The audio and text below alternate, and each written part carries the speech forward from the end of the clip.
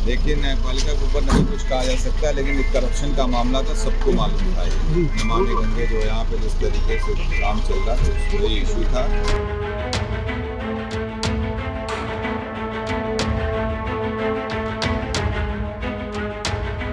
जौनपुर के बाहुबली धनंजय सिंह लोकसभा चुनाव से पहले जेल पहुंच गए।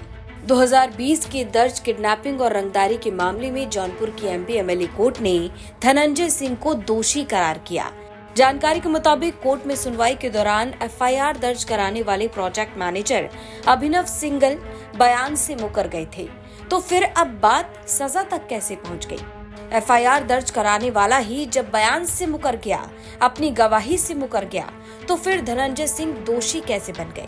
इसे समझने के लिए पहले पूरा मामला जान लीजिए। दरअसल 10 मई 2020 को नमामि गंगे की प्रोजेक्ट मैनेजर अभिनव सिंघल ने अपहरण और रंगदारी के साथ साथ कई धाराओं में धनंजय सिंह और उनके साथी विक्रम पर केस दर्ज कराया था, जिसमें आरोप लगाया गया कि विक्रम 2 साथियों के साथ सिंघल का अपहरण कर पूर्व सांसद यानी धनंजय सिंह के घर पर ले गया। शिकायत में पीड़ित ने बताया कि धनंजय सिंह पिस्टल लेकर आए और गालियां देते हुए उनको कम गुणवत्ता वाली सामग्री की आपूर्ति करने के लिए दबाव बनाने लगे। इनकार किया तो धमकी देते हुए रंगदारी मांगने लगे।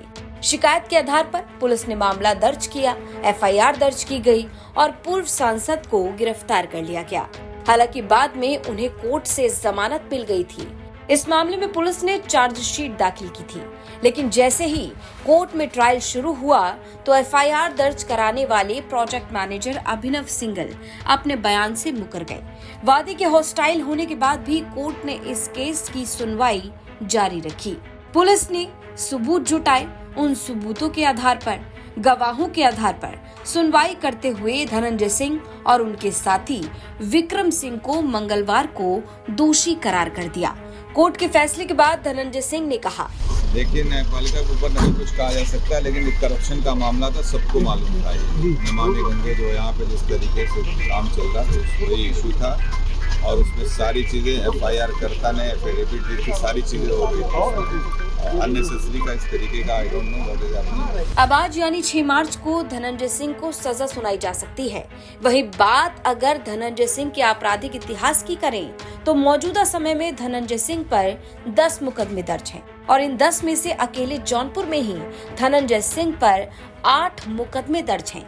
बाकी एक मुकदमा दिल्ली के चाणक्यपुरी थाने का है और दूसरा मुकदमा लखनऊ के विभूति खंड थाने का है, जो कि मामूली धाराओं में है।